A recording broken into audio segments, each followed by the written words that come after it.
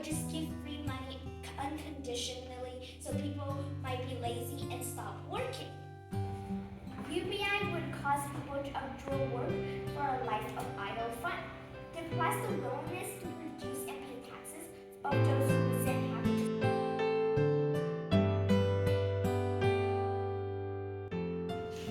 to. Imagine a society where financial security is a given, where no one has to choose between paying rent or buying groceries.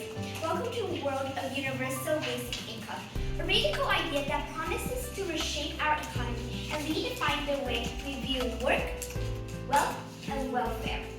It is for these reasons that we support the motion. Today I will offer a model for the debate and two contention for your consideration. Hi, I'm Janice and I'm the first proposition speaker.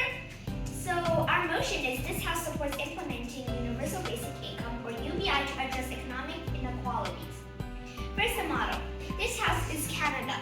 Universal basic income or UBI is a guaranteed subsidy paid by the government to all eligible residents of the country. Economic inequalities is the unequal distribution of income and outcome between different economic groups. The burden of this debate is to prove that UBI will be more beneficial than harmful to the residents living in Canada. Contention 1. Cost of living.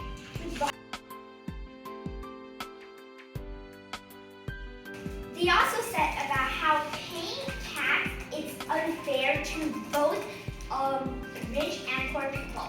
It's taking money with all the tax, but then giving it, distributing evenly, even though the poor needs more money.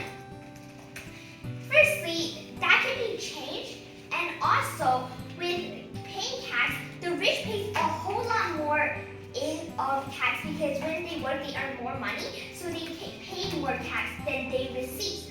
However, the government can use this money to support these poor people, which is great.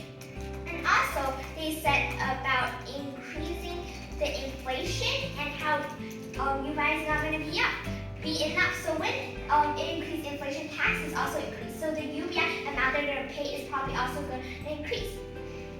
And lastly, we also have a little clash about how they said sometimes you give too much or too little amount.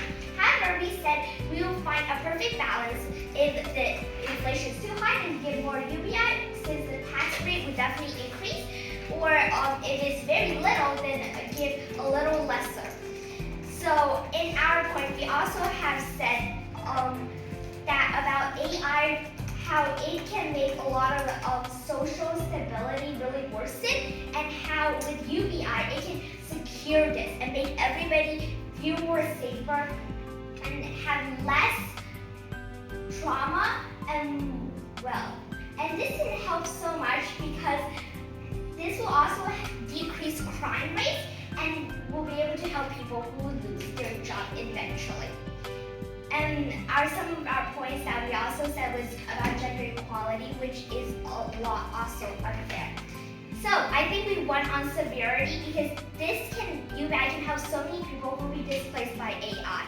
And it's also a huge, bigger scope because all the people, including government, will be affected. Thank you.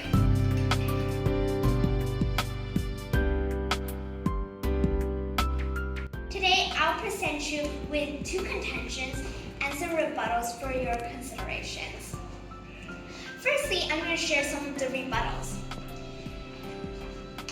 The prop teams have said that with children being affected by news that they watch, they might get a lot of trauma and feel and copies the different kind of violence and do these sorts of violence when they grow older.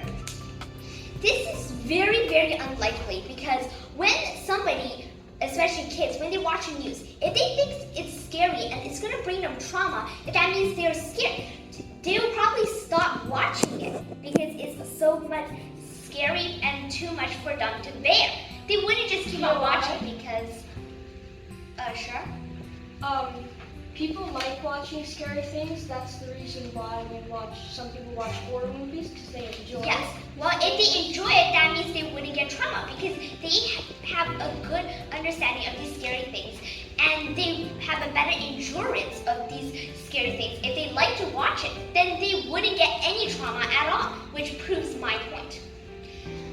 So with having news, it stops these kind of things and tells you the truth about everything and not just about fake things.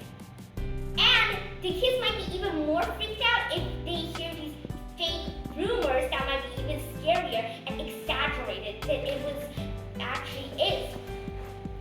And lastly, we've also said that how it's right to express your own feelings and feel supported, because many people don't want to face it alone. We need to help as a community, as a country, to help one another to support everybody. And the news can do that because everybody will watch and everybody will try to help or support in their own way. So I think we have a bigger scope because everybody will be affected and will be able to know about their feelings and try to support. And that is a more severity as well, because this is very important, because if those people doesn't get shared, people can be exposed to these kind of violence and they don't know what to do. So that is very severe. It can cause even more deaths if they do not know that. So in conclusion, I think we won with some scope, severity, and overall clashes.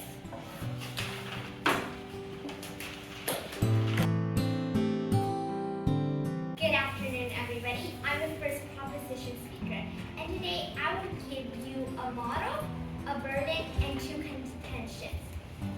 Firstly, I'm going to share with you the model. I define this house as in Canada, and AI as in all sorts of AI, like ChatGPT or search engines that uses AI. My first contention is about how it is such a great tool. AI can be such a great tool because it can help the students search up for facts and information. This can be very important because in the older days, a lot of people, if they ever thought of searching up something, they rush to the library, trying to find books, or go into a bookstore to find one with information. But those information might be outdated or it's not accurate, and sometimes with books you might not even be able to find it, or it would take up a long time. That's why we need to use AI. AI helps you gather information and present it to you without telling you everything. It just gives you some facts that it knows or gathered that are accurate. This way, students can use it to write articles for their school projects or other things like that. It can be also very efficient because you can also ask it for sample questions. Like that way, you don't have to keep on asking and pestering your teachers or your parents. That can take a whole lot of time. It's also a lot more efficient. My second contention is about how these kids can be able to adapt to AI. The adaptation of AI is very important because by 2030, almost 800 million global workers could be displaced by AI automation. And that is very brutal because those people's jobs would be lost. But the only jobs that wouldn't be are people who can code with AI, who can use AI and how to know it. And letting kids start using AI from a young age and know how to use it safely, using their own knowledge and cooperate it with AI, those people are the ones that will be our future. So, in summary, I think AI is so important as a tool to help students search and as something that will be used more frequently in the future so students can start at a young age and practice using it. So today I presented a model, a burden, and two contention. Thus I urge your ballot for side proposition. Woo! I'm now the last proposition speaker and also the summit speaker. So now I'm going to share with you some clashes and how our propositions have won and a bit of weighting. Lastly, I think we won on severity because it will affect our whole society, and scope because every one of us will be affected by AI. Thank you.